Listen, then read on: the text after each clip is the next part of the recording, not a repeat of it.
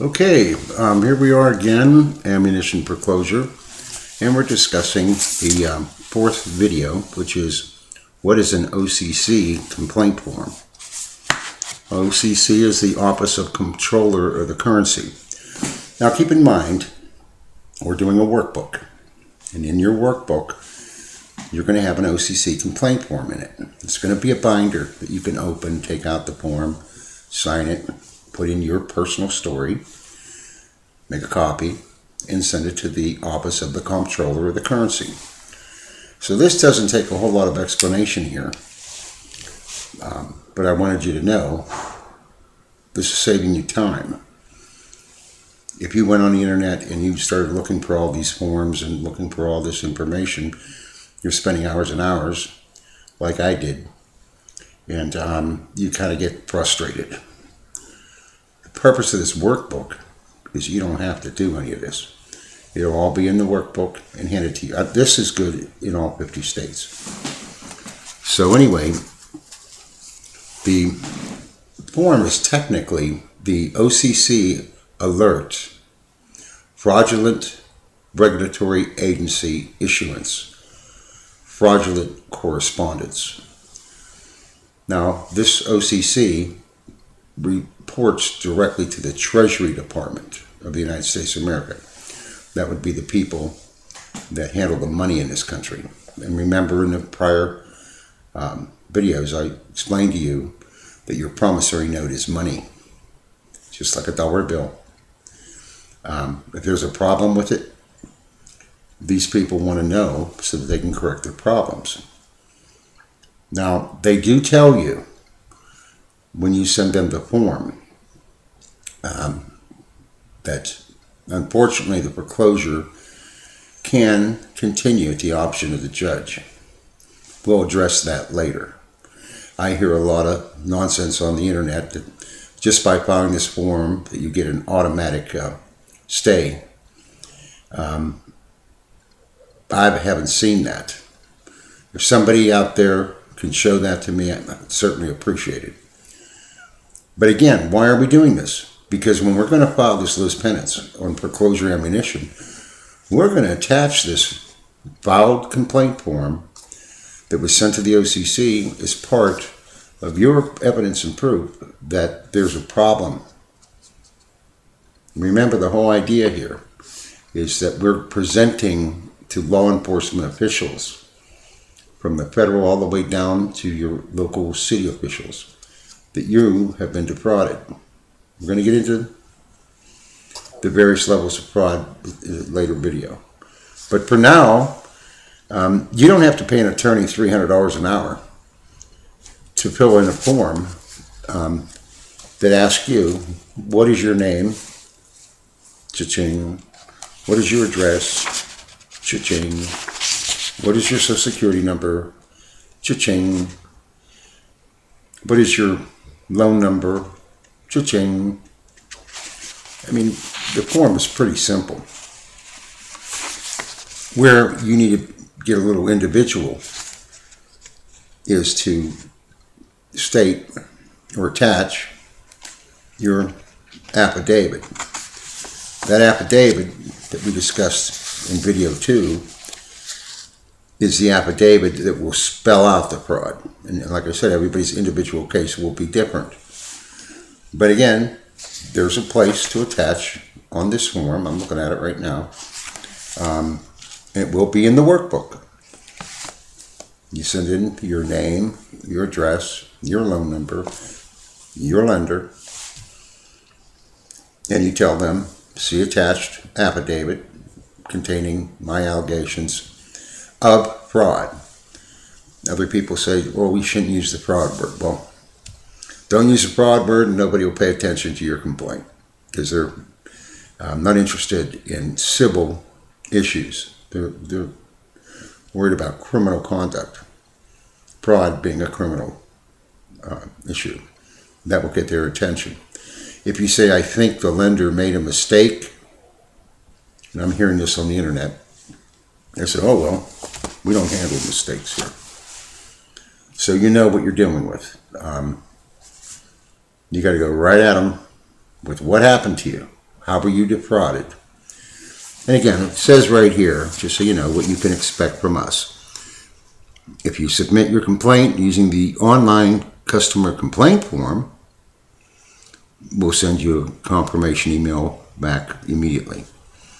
If you submit your complaint using the written or faxed complaint form, I say written, return receipt requested, United States Postal Service, because it's going to be, you're going to have attachments. You're going to have the Lis Pendens. You're going to have the affidavit. You're going to have all these attachments. Send the whole thing to them. I personally recommend United States Postal Service return receipt requested, because you'll get a tracking number.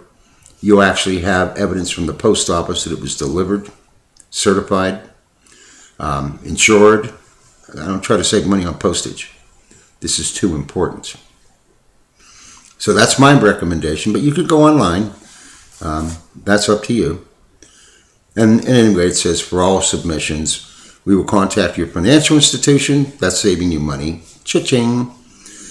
If it's a national bank or operating subsidiary of a national bank, cha-ching. That's all of them, because I'll report to the Treasury on your behalf for a response. You just saved yourself $1,000 in legal fees or more, because they're not going to lie to the Treasury Department. If you just send them a request as an individual, yourself, they'll lie, cheat, steal. But when they get it from the Treasury Department, that's their regulatory agency. They can pull their license for lying. And you know who answers that? Attorneys that work for the financial institution, not some $4 an hour clerk. And I'm not putting down $4 an hour clerks. I was one at one time. And then they'll send you a letter in writing. That's why I recommend stay with the writing, summarizing the results of their investigation. And they just put a note here that effective July 21st, 2011, the Office of Thrift Supervision became part of the Office of the Comptroller of the Currency.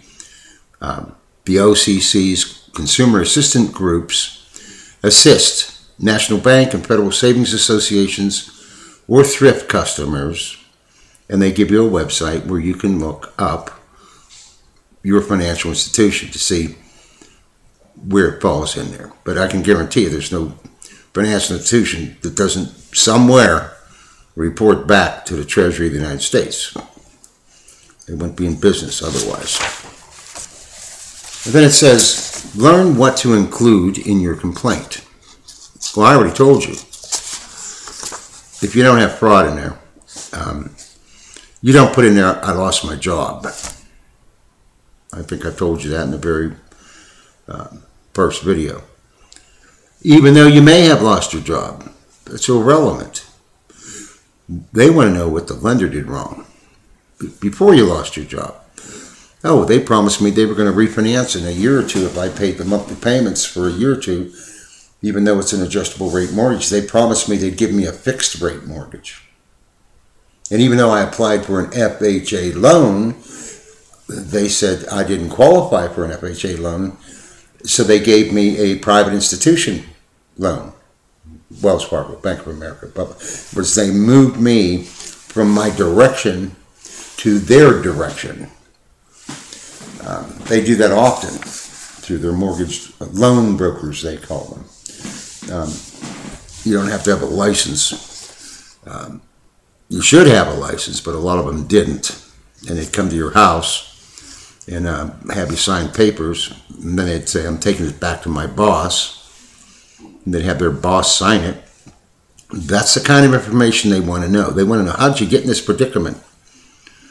But again, it says learn to what to include in your complaint. Well, there's boxes that say the same thing. I don't have to repeat it, which makes this video a very short video.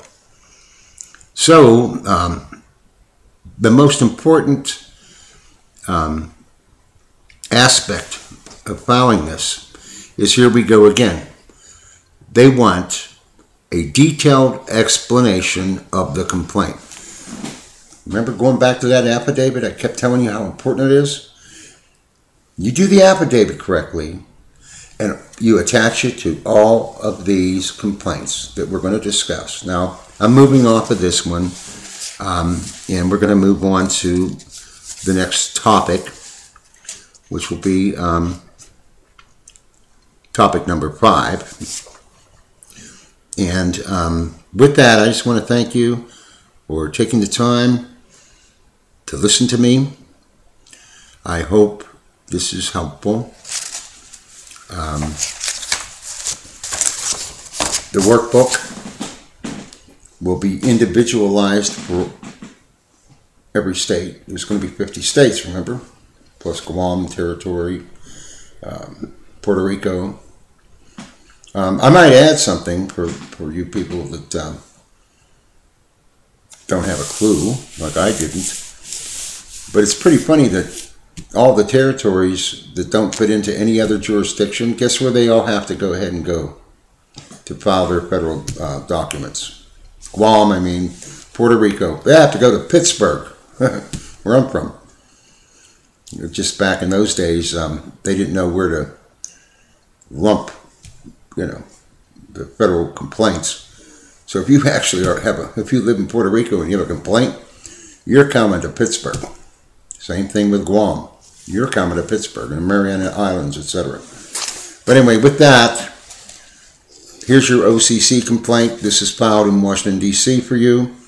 The forms will be provided in the workbook. We're making it as simple as possible. And with that, I'm going to go ahead and sign off. And we're going to move on to what is a mechanic's lien.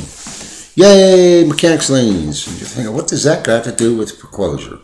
Well, you're going to find out it has a hell of a lot to do with foreclosure.